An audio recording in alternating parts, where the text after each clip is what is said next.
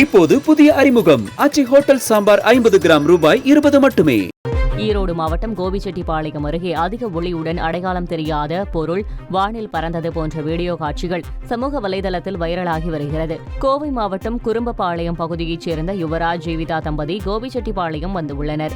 ஒத்த குதிரை என்ற இடத்தில் இருசக்கர வாகனத்தில் சென்றபோது வானில் அடையாளம் தெரியாத பறக்கும் பொருள் பறந்ததை கண்டு செல்போனில் வீடியோவாக பதிவு செய்தனர். சிவப்பு பச்சை நிறங்களில் மாறி மாறி தென்பட்டு பின்னர் அதிக ஒளியுடன் திடீரென மறைந்துவிட்டதாக அவர்கள் கூறினர்.